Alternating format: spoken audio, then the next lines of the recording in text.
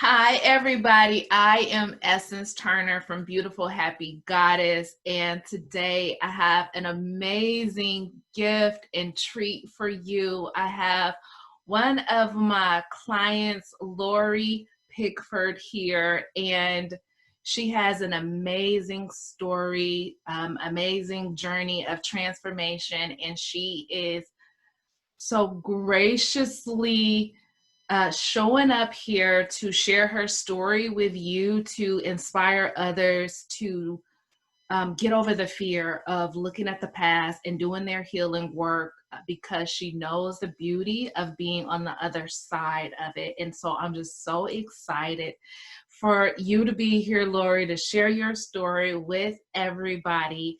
So let's just dive right in and tell us where you were when you first found out about me. Okay. I had been married at that time for 18 years, and my husband decided one day to just pack up and leave.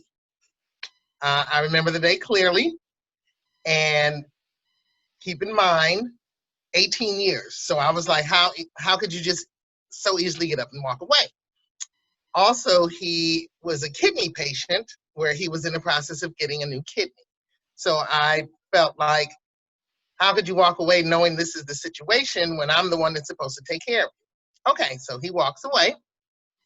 I tried forcefully to get him back into my life. I mean, I did everything from praying to crying to everything. I did everything. And unbeknownst to me, now that I know, the universe pushed him out of my life for a reason. That was hard to accept. I didn't know where to go because during these years that I had been married, I have been to countless therapists.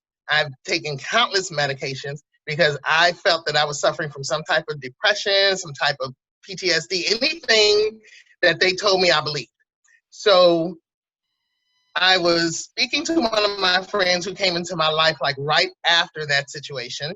And she had said, hey, because she caught me on one of my really bad days. And she was like, I have this girl who does this thing called radical healing. And I was like, what is radical healing? Like, is that some type of electrical thing hooked to your head? I didn't know. I was clueless.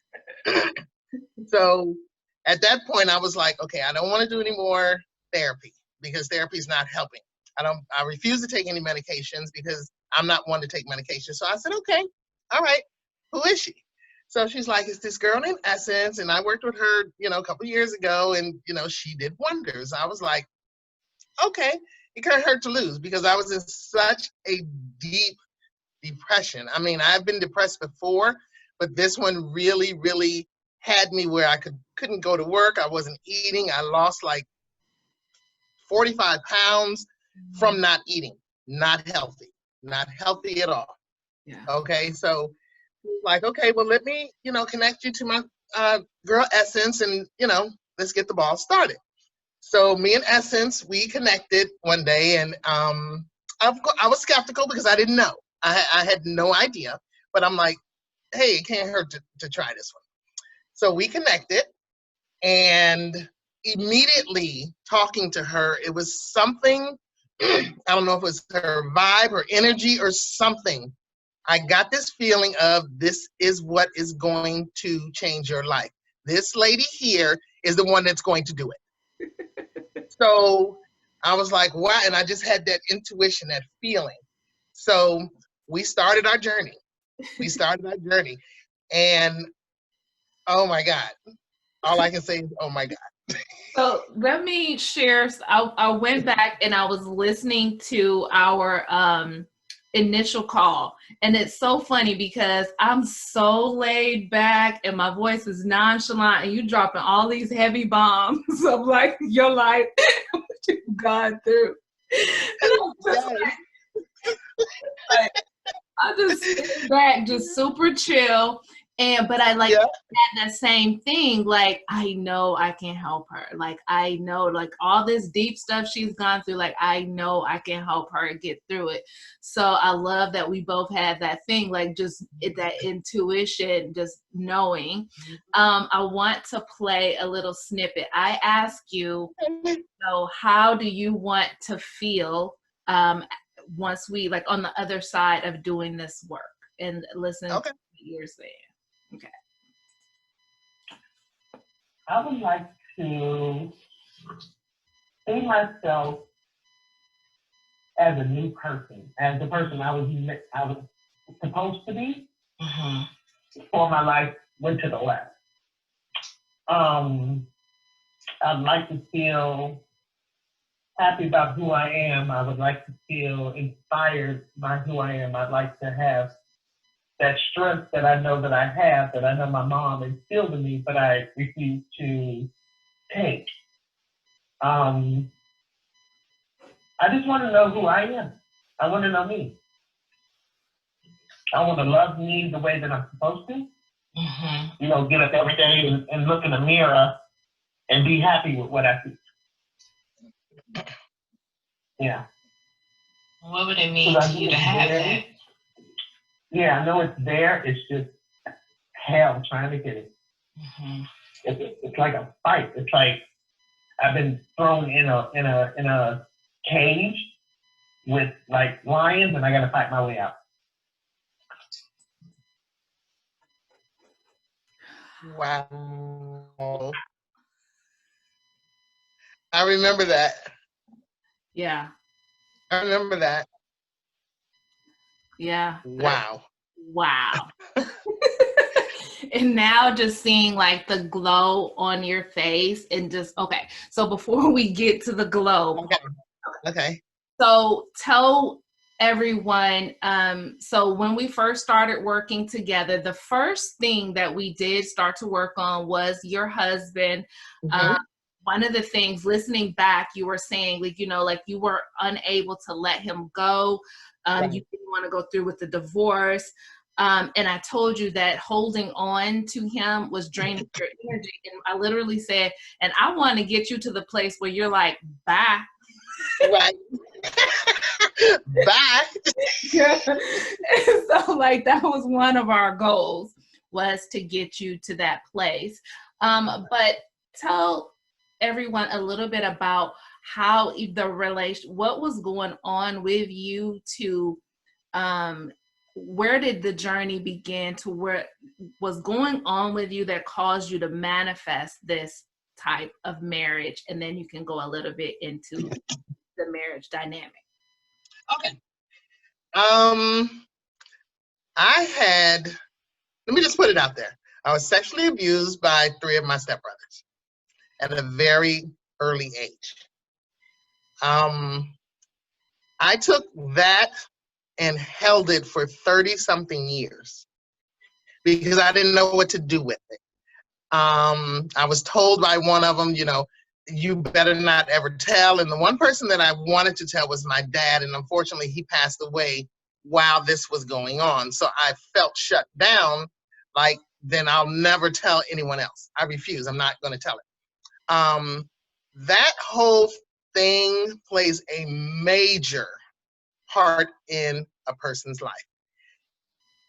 I played victim for years, when I was not a victim. I'm a survivor. I am a survivor. There's a huge difference, okay? But society keeps pushing that word victim on everybody for every situation where it doesn't play for these types of situations. You're a survivor, not a victim. You did not push that person to do what they did. They did that on their own. That's their story, their life, their karma that they have to deal with. It has nothing to do with you. So I kept that from my mom, my sister, my brother, everybody, until one day I went to a regular doctor's appointment, and I spilled the beans to my doctor, and he kind of turned and looked at me like, what? And he says, you never spoke on this?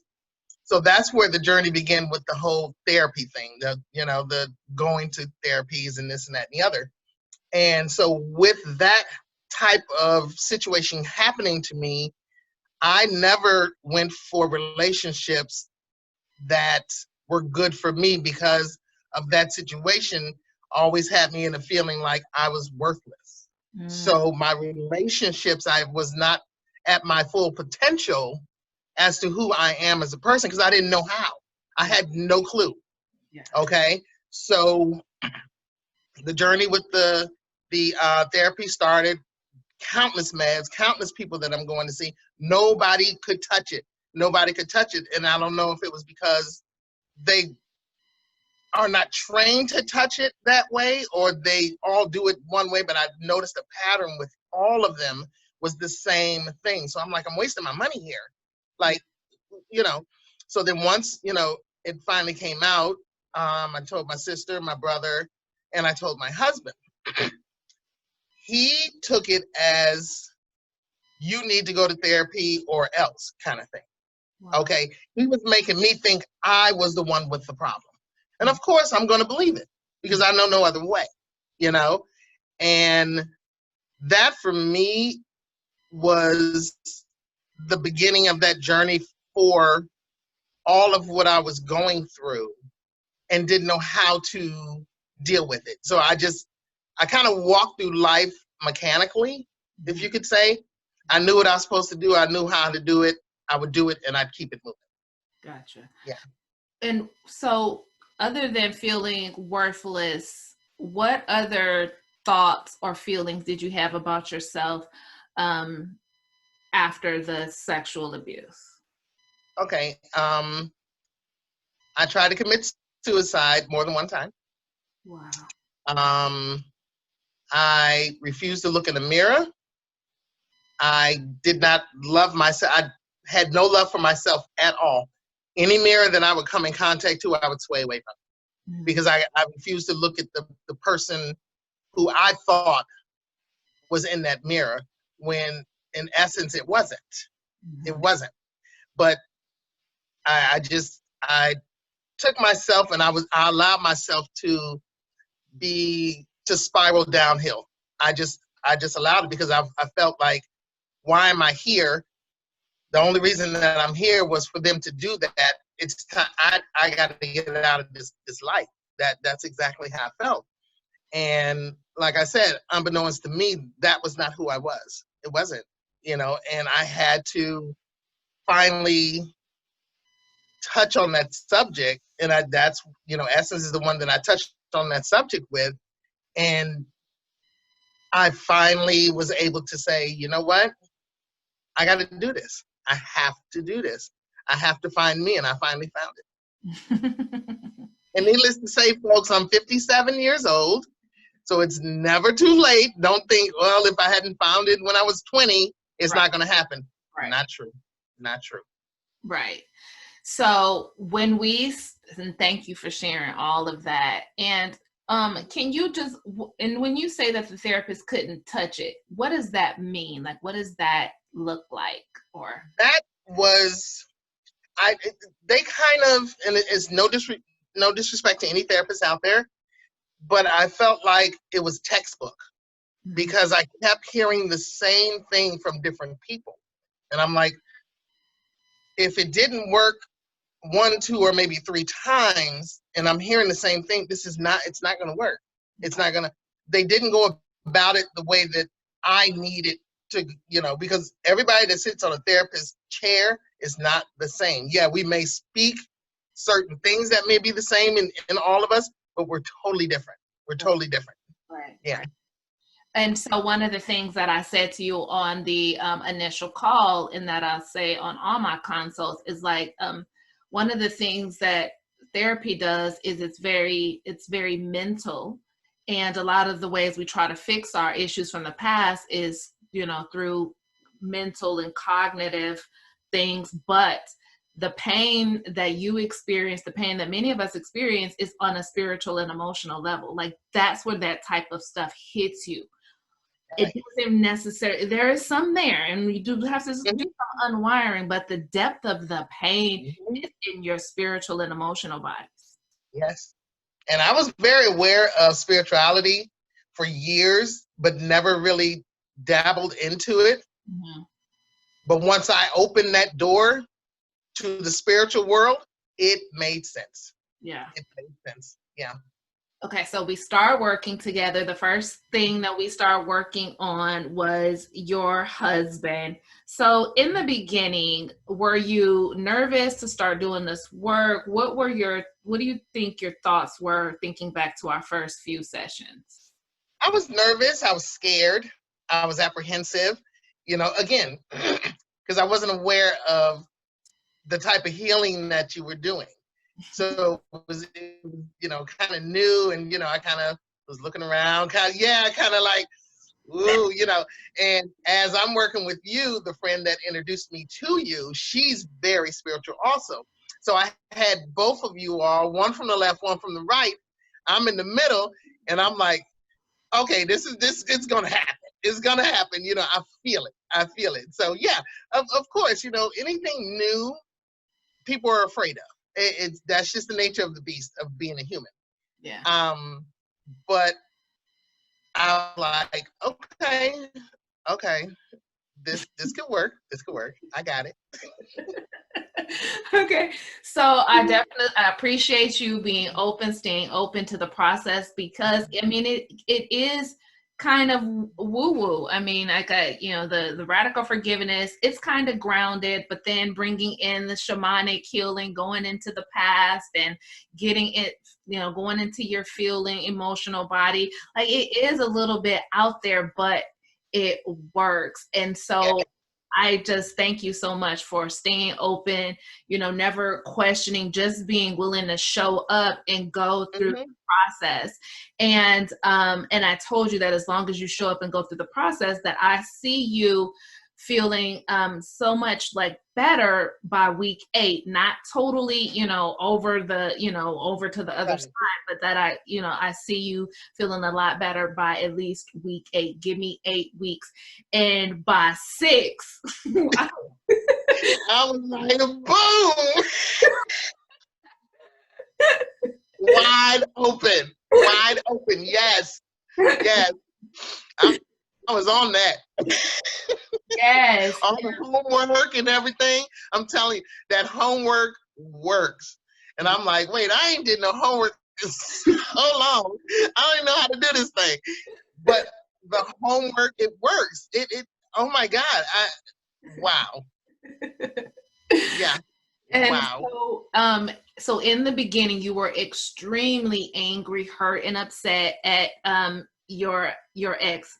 Can I say ex, even though you're not? Yeah. Okay. Well, we're not divorced yet because the courts are closed, but he's my ex. Okay. Yeah, he's my ex. And you were mad, extremely upset and angry with him, and then extremely upset and angry with the woman that he left for. And we were going to do some work on her. But you were like, you didn't need to. So tell us a little bit about that. I was angry because of the way he went about everything. And once I really looked into it, the relationship died long before that. It died a long time ago. We were just going through the motions, and I felt obligated because he had this kidney issue. I felt like, I'm old school. When you marry somebody, you stay with them, you go through the whole good, bad, all of that kind of stuff. But that was then. This is now. This is a whole different world here. Yeah. Okay. And I knew it was done, I would say, at least 7, 8 years prior to that. Okay. Prior to that. Yes. And so I think I was angry because the way he did it, and it caught me off guard. And it was more like, how could you? Yeah. So how could you, all kind of how could you questions came into my head. How could you leave me? How could you, be seeing somebody on the side? How could you leave me for the girl that was your nurse in the whole process, that sort of thing. Okay. So I wanted to, yes, I was out for blood. I'm not going to lie. I'm being real with everybody here. I was out for blood. Okay. And I had to reel myself back because first, where I work at, okay, and second, I couldn't do that. I really, once I really sat back and thought about it, is it really worth my time? No, it's not. And it's normal for anybody to have gone through that after so long. And even it didn't even have to be 18 years. Your marriage could have been a year or two, whatever. But when you're hit with something like that, it hits you in your heart, it hits you in your core, and you're going to react in a way that makes you feel, you're going to act the way that you feel at that moment. Okay. And not to say that's a good or a bad thing, but again, I was out for blood, and then I was like, it's really not worth it, And yes, I wanted to do some work on her, but I was like, she and him can be together from here on out, honey. I have no problem. I'm doing me. I love that. And I want to say the rage, the how could he, and being focused on, him leaving and her, right, is a way to avoid the pain. Right. But we don't know that, right? So we're just focused on the surface, right? And angry about what's happening right here. But but we were able to get underneath that, allow you to feel the anger, the rage, express it constructively. Now, all this surface stuff that's going on, you're not angry about it. You can see clearly. You can finally say, you know what? That marriage has been over probably from the very beginning. I should have never married him. Yeah. Honestly, because I'm being honest, I did not like him, and he was not the person that I should have been with. But I was at a low place, remember, in life that I did not know. So I felt for the first person that came to me with anything, and I was like, okay, there's that love. It really wasn't. It wasn't. Yeah. And so getting through all the pain and anger, like, opened up your awareness, and you even taking responsibility for some of the pieces and parts of the relationship that brought an extreme amount of healing. But people, what they want to jump to the transformation without doing the feeling stuff, and it doesn't work like that. No, because I now, going through this process, know where I played my part. I played my part in it. And of course, nobody wants to accept that, because that's the hardest thing to accept. What part did you play? And for you to open your mouth and say it, okay? That's part of that healing process, because you have to acknowledge what you did during that situation, okay? And nobody wants to hear that they did something wrong, bad, or indifferent. Nobody wants to hear that. But I had to make it come out of my mouth. I had to accept it. I had to say it. I had to feel it. I had to experience what it was like to say that, because I never did it before in life. I never would say, my famous words used to be, I don't even care. And my mom would always say to me, don't say that. Yes, you do. And I would go through life with the I don't care attitude, because I was so hurt from everything else. So that is what I would say to everything. I mean, work, home, job, everything. I don't care. When in reality, I did. Yeah. And so we get through the husband, and you could have been done there. I mean, well, the program was longer than that. We had more time together, but you were in a good space there, and that could have been like good enough. Right. But you wanted to go for, better, of course. So then we had to go deeper into the sexual abuse. So was there fear? So you've already been through some of the, woo-woo processes and feelings. Were you just as afraid to go into the sexual abuse as you were when we first started the process? I was more afraid to go into that than I was with the ex. Right. Because Reason being, it was because it was taking me back to that headspace where I tried to push it aside when I knew that was the cause of a lot of my issues. Yeah. So that was that was hard. The recording in the first call, you had said that you had been trying to push it down. Anytime that the sexual abuse would come up, you'd push it down, because you thought that eventually it would go away. Yeah, I thought that. Yeah, that's really. And it doesn't. It doesn't. Nope. So you were afraid, but we still did the work anyway. How was that experience for you? Going back into the past, going back into those moments where you saw your inner child, where you saw the abusers. How was that doing that timeline work? That, again, I was more afraid to go there because it was kind of like opening Pandora's box. Right.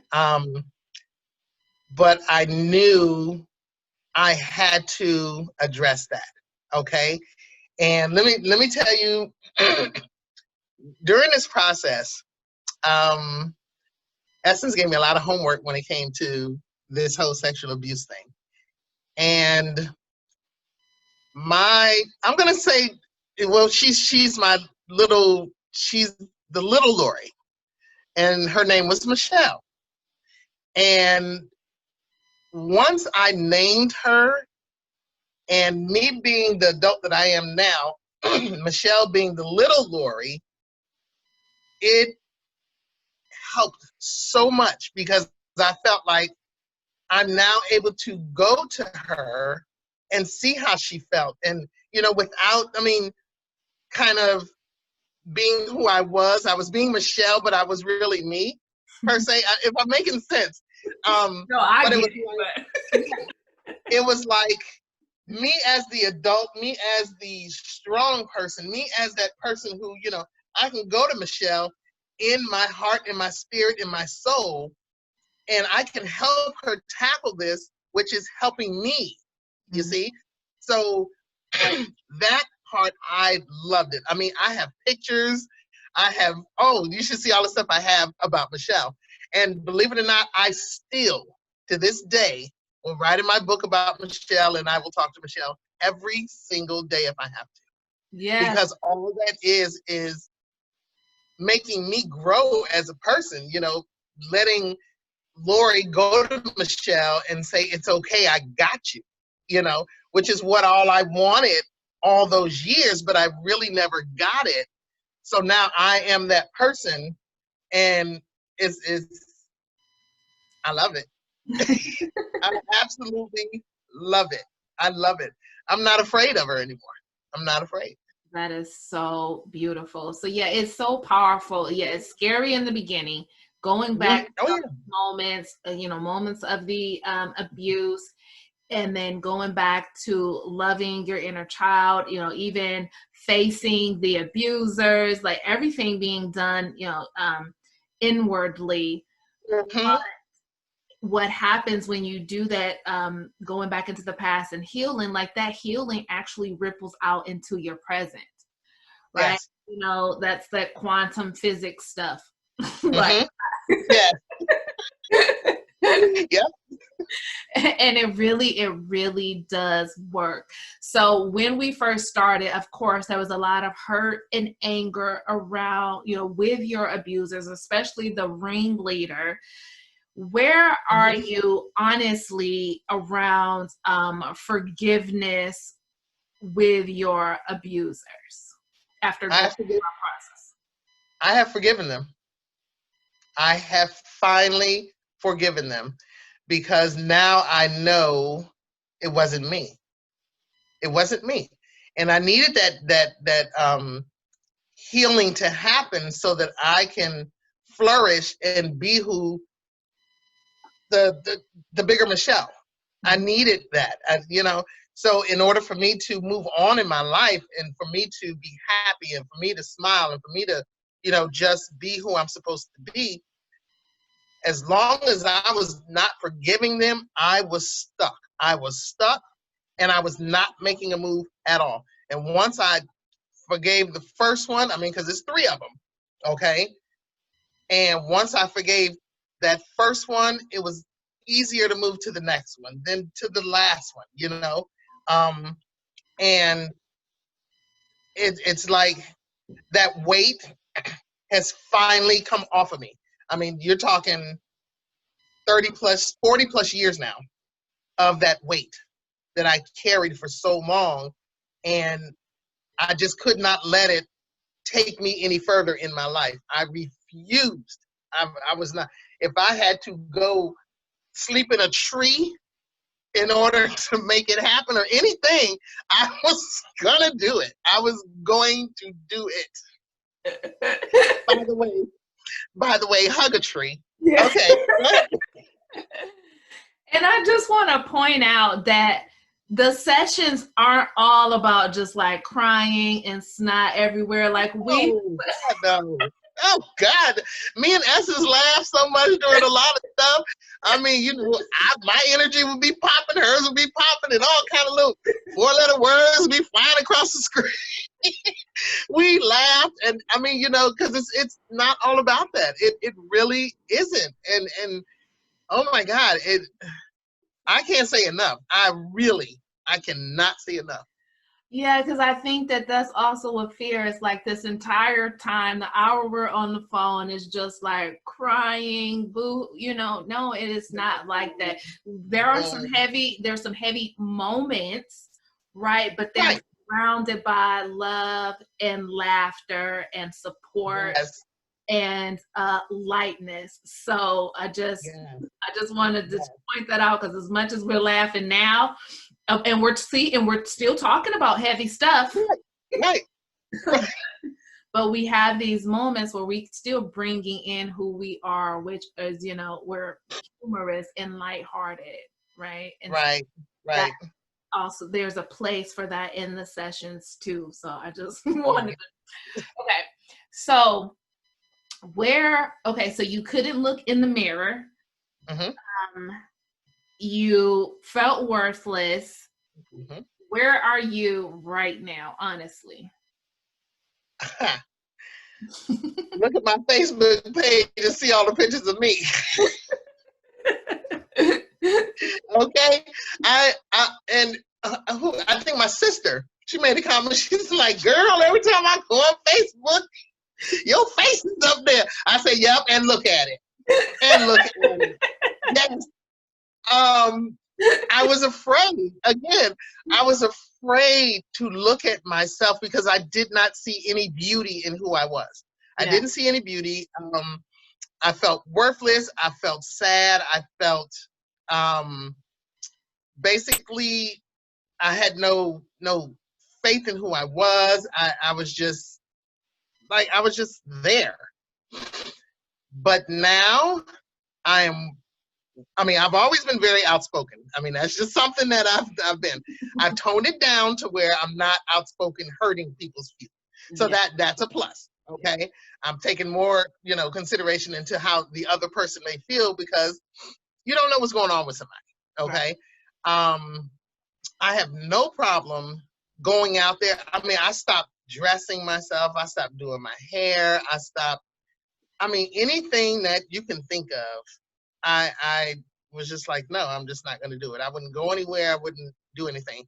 But honey, every morning I'm up in the mirror. I have my little affirmations around my room, up on the mirror, by my bed. I have them all over the place. Okay. Yeah. And it's so weird because my mom was very spiritual also. And I was going through, because believe it or not, I still had U-Haul boxes in my house that were full of my stuff and my ex's stuff. Okay. And my friend, she told me, she said, you have got to get that energy out of your house. But I was still holding on to it to a certain point. I woke up one morning and went and got that blue recycled garbage can and was tossing I was tossing it all. I didn't care what it was. Birth certificates, all of it, gone. Okay. And I came across this book that I had, and I opened up the book. And before my mom passed away a couple years ago, she had a lot of affirmations that were in her house. And when I went down to Florida for the services, I remember sticking them in this book, but I could never find the book. Well, I found it. And I opened it up, and like 5 of the affirmations that she had in her house in her handwriting, I found them. Wow. And yes. Wow. And one of them, I'm going to read you what it says. I have it right here. It says, love constantly surrounds me. I attract joy, love, and intimacy into my life. I love to be loved. I love to love and to be loved. Wow. I love that one, and I found it. I found it. So, yeah. So that in itself, I was like, I had to get rid of all of this to find these things, because my mom comes to me constantly. She comes to me constantly. And I remember her saying, I pushed him out of your life so that you could grow. And I was like, but me finding these tells me my mom is still with me, and she has my hand through this, because I would have taken that book and tossed it. Wow. I would, and tossed it right in the garbage. Yeah. That is amazing. Yeah. That is amazing. Thinking about in the beginning, I think I gave you the homework of mirror work the first, and I told you, what to say to yourself in the mirror on our first session. And there was a part of me where, like, normally I would put that homework kind of further out, but something intuitively was like, no, give it to her right up front. She can handle it. And you were so scared. And what happened the first time you went to the mirror? First time I went to the mirror, I stood there and I cried. Yeah. I cried because I didn't know who I was looking at. I had no idea who I was looking at. And it took a few times, the first time I think I was in the mirror maybe like 1 to 2 minutes. And then I ran away from it. I refused. But then I had to think about it. I was like, okay, I did only this amount of time. Let me add another minute. If it meant for me to add a minute each time I was in the mirror, that's what I would do. Okay. And then, I got to a point where I could look at the mirror, look at who I am, look beyond this person that I thought I was to the person that I am. Yeah. And once I understood that, being in the mirror now is no problem at all. No problem. Yeah. I just love that. And like I told you, when I see that smile, that face on Facebook, I'm just like, look at her, look at her. Yes. So one of the things you wanted to know who you are. Do you feel like you're closer to that? Tell me where you are on that journey. Oh, yeah. I'm the old me. I mean, she's there, but she is no longer present. Okay. She's going to always be there because that's who I am. Yeah. Okay. This new me, which is, I will say, who I was to begin with, has resurfaced and has taken over the old me. I am at least, I'm not going to say I'm 100% there. I'm pushing in them 80s right now. Gotcha. I'm 80s, close to 90 now. Yeah. I meant to tell you earlier during this whole process, and I remember mentioning it to Essence, I told her, I said, I feel like I'm in this box. Do you remember the box that we talked about? I said, I felt like I was in this box, and some of you all may relate. Somebody may relate to this. I felt like I was placed in this box that was sitting on the floor or ground or anywhere. And people were walking past it. No one refused to look in the box. And I was this little bitty girl in the box waiting for someone to reach over and look at me and pull me out. And I stayed in that box for so long. And people just kept walking. And I'm not, I'm not saying like strangers. These are people in my life. People, and they saw the box there. No one would ever reach in and help pull me out. So that's where that strength came from, and said, I can't no longer be in this box anymore. I have to get out. I have to see the world. I have to touch things, see things, smell, feel everything. That's when I gained that strength to pull myself out of the box. I didn't allow anybody to pull me out. I pulled myself out. And it was hard. It was hard getting to the top of that box, but I got there. I jumped several times. I pulled several times, and once I made that last time and said, I'm not going to sit in this box anymore, I'm getting out, I leaped up to the top of that box, pulled up to it, and got out. Yay! I love this. Oh my God. Okay. This is so good, so helpful. I know this is going to help so many people. So there are some, like we talked about, people have fears. So I want you, if you don't mind, I ask you to address some of the people's fears. So I wanted to come from somebody who also has some of the same fears. Mm-hmm. Okay. So one of them is that it's like you feel like you're gonna get in trouble. Like if you don't do your home, like school, like this is like school and I'm gonna be like the teacher. No, there was times where, okay, I'll admit it, I didn't do my homework. Okay, I didn't do it. And Essence knew me. She, because I skated around and all. And I'm just like, if I don't talk about the homework, she's not gonna know. No. Sometimes you can't do the homework. I mean, you don't know what your energy is going to be like on a day-to-day. And sometimes you don't want to answer that question or write this down, or, and that's fine. It's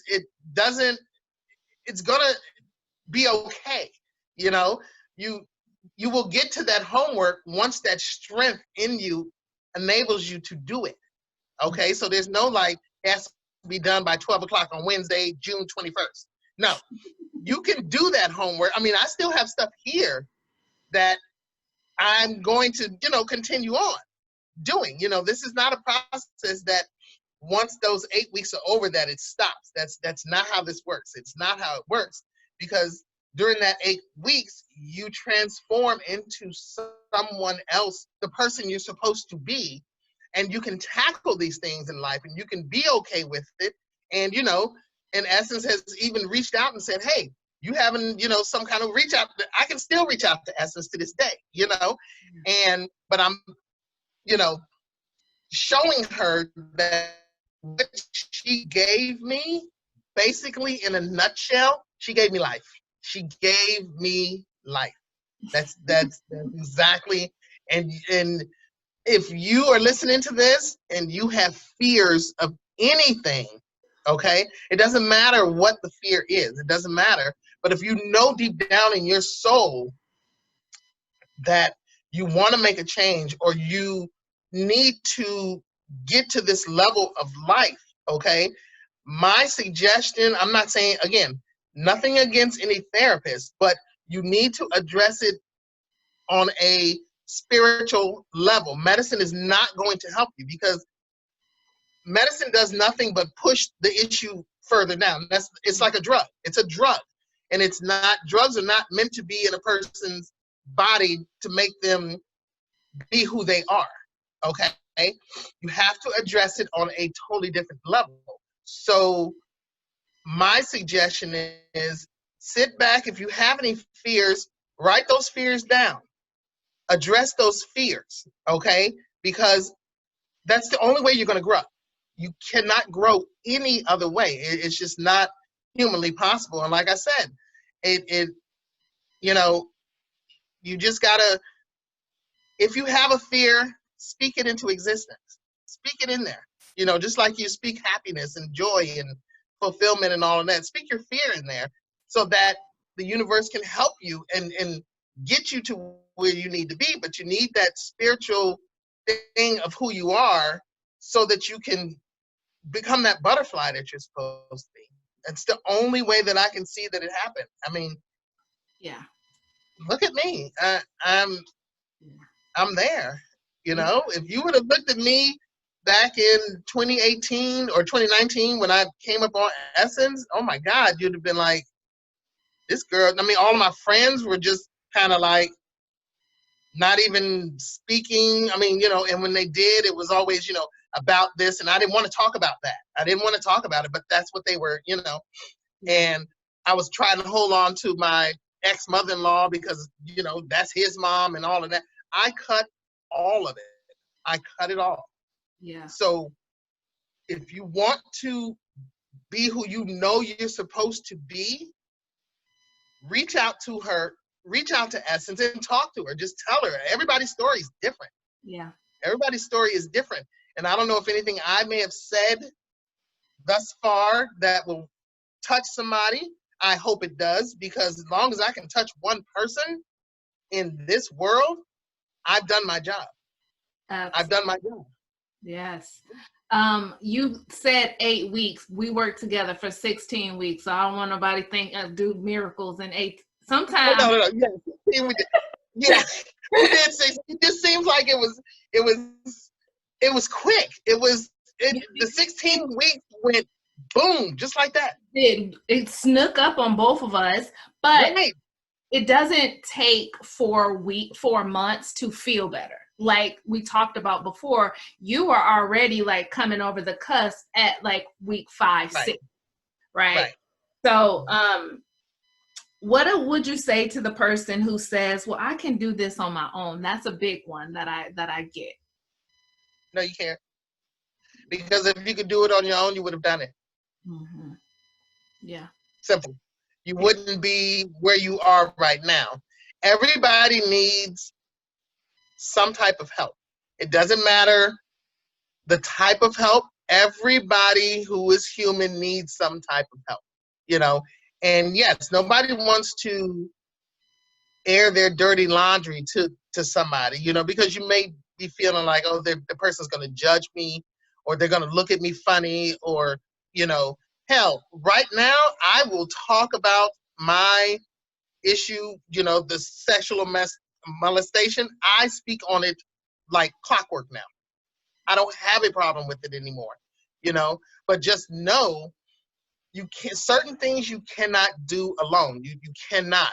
And, you know, it's people tell you, oh, just, you know, don't even think about it. It's not that easy. It's not that easy. You need that push sometime. You need that, you know, person who doesn't know you from when you were younger to have to open their ear and their heart to you to help you get over that, to help you get out of that box that you're in, you know? So don't feel like you can do this alone. Don't be afraid to, you know, jump in there and open up, you know, because all it's going to do is make you, again, become that butterfly that you used to be. And this goes to male, women, female. It doesn't matter who you are, you know, because the male aspect, people say, oh, you're not supposed to show your emotions. You're not supposed to.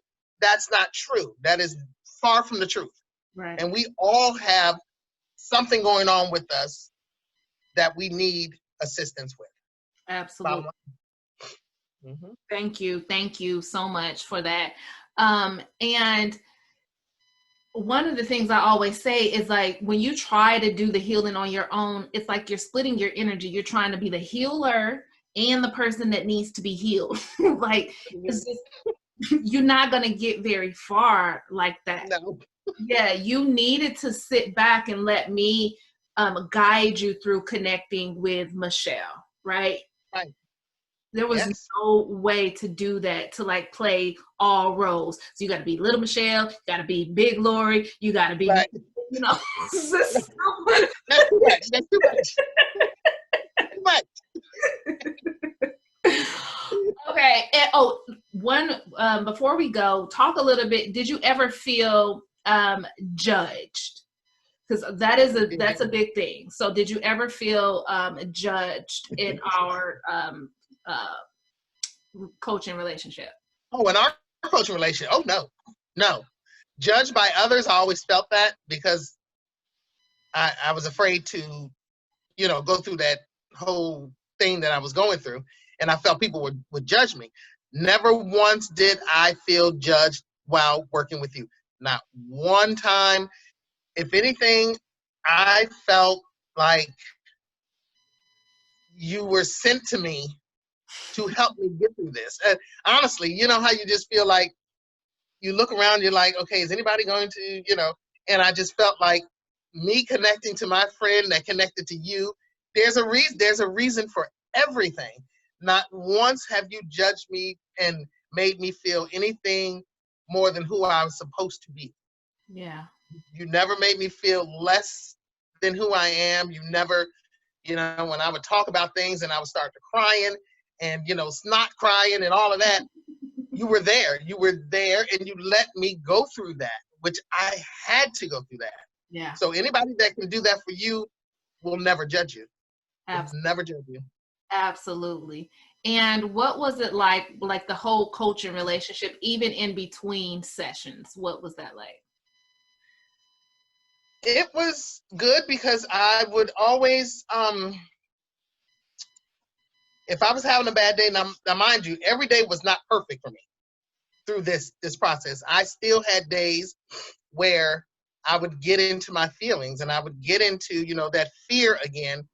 And what I would do I would make either a mental note or something and address it once me and you got into our session, and it was like being finally able to talk, and be okay with it and look forward to addressing the issues. And, when I felt like I was crying, or, there's days that I did, cry about things, when I wasn't in session. And I felt like it's okay. Yeah. It's okay. And were there times where you reached out? You kind of paused. To other people or just you? Me. Reached out to you or other people? Yeah. So yeah. So, yeah. It wasn't just the session time. No. She got text messages. She got emails. She got all of that. I'm in my feelings today. I said, I can't do this. Prime example, when the ex came to the job, remember I texted you, I was like, I can't do this. And you was like, okay, Lorrye, now let's do this. And so you were open the entire time. It was not like only between 2 and 3 on Tuesdays am I available. That's what therapy is. Therapy is like that. They're only available 2 to 3. Yeah. You were available 24 hours a day, 7 days a week, and I know you had your life. And I got that. I was like, I know she got a life. Okay. She got a life. But I need her now. Okay. So I'm gonna need her. Just kind of push her life a little bit to the side. I ain't gonna take too much time. I'll let her go back to it. Okay, I'm gonna let her go back to it. But yeah, you were there any second that I needed you. Any second. And that to me was amazing. That was amazing. I was like, wow. Yeah. Yeah. Uh-huh. This is the last thing. Let's close on. Okay, so, and even make sure you say the curse word. So the day your husband came to the job, he was trying to force you to sign the divorce papers. And tell me, before we had done our work and he had to come to your job requesting the same thing, how would you have acted like the old Lorrye? What would she have done? You sure you want to answer? What would the old Lorrye have said? The old Lorrye would have, any curse word that anyone looking at this right now, it would have came out. Okay? And I probably would have laid hands on them. Because I just was still kind of learning me and still kind of, and I looked at it like, okay, God, you gonna really test me right here in front of my job where there are cameras all over the place. And so, yeah, no, this is not gonna work well. But I handled that like the queen boss that I am. I handled it and then I felt okay with it. You know, I made him walk away, and this is the words that I told him. And I'm gonna be quite frank with you. I said, I am not the bitch you married. I'm not her. And his look in my face was like, what? Right. I said, that bitch you married, this ain't her. This ain't her. He knew right then, oh shit, let me go. Let me go. Right. And I felt good about that because I was like, yes, I spoke up. I did it without the whole physical thing or the whole, way that I would have done it with all of that anger. I would, and I probably would have spoken to him and begged him to stay and all of that. And no, boo, bye-bye. So you think back in the day, you would have been angry, wanted to fight, and then was like, come home with me? Oh, wow. I was all kind of messed up, girl. I'm telling you. Because first of all, I got to get this anger out. And he knows that. He used to always say, you're like the Tasmanian devil. You are like the and I knew that. Okay? So my response to him was, then don't take me there. Don't take me there and you won't meet the Tasmanian devil. So I know I would have leaped on him and, you know what I'm saying, not caring that this man just had a kidney transplant. I wouldn't have, none of that would have, who cares? Okay? Once I got that out, then I would have felt bad about the situation. Oh my God, this, that. Yeah, no. No.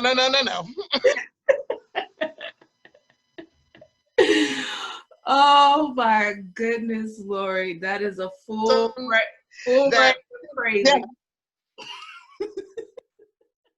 And I'm not gonna lie, and a lot of people out there can probably relate to what I'm saying.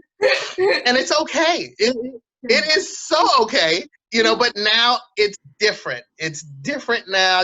I can use my voice as the powerful voice I know that I've had for years without any of the negative. I can come at you in a way now where I can say this and feel okay about it because it's me.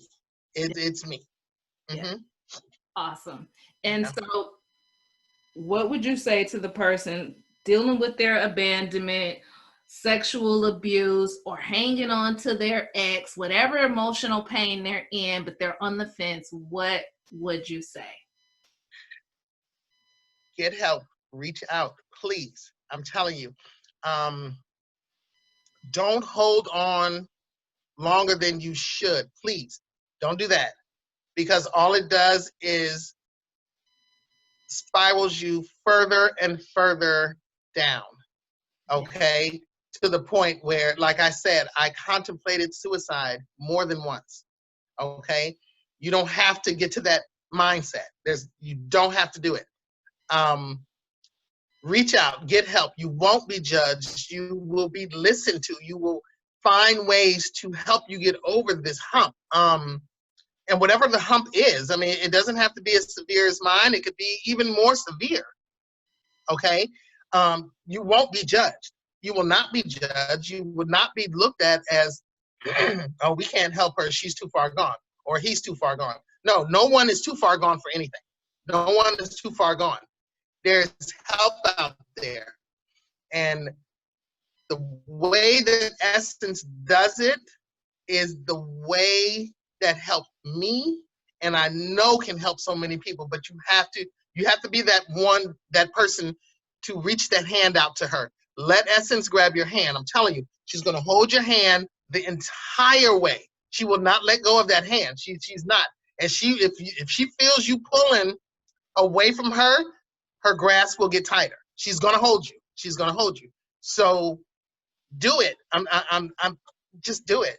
Just do it. Please just do it. I'm telling you, do it.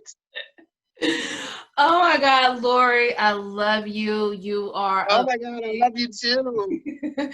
You are amazing. It's been an honor and a privilege being your guide, coach, mentor, all of it, friend. It's just been amazing to see your progress. And I'm excited to see you continue to flourish and flap your butterfly wing.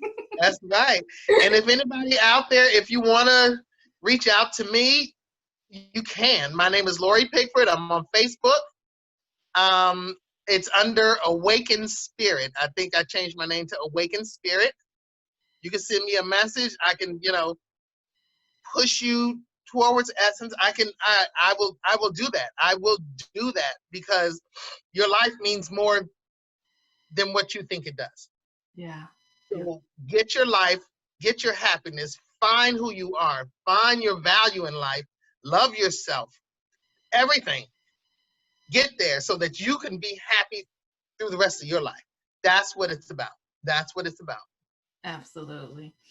Thank you again, Lorrye. Thank you so much. Love you. I love you too. Bye. Bye.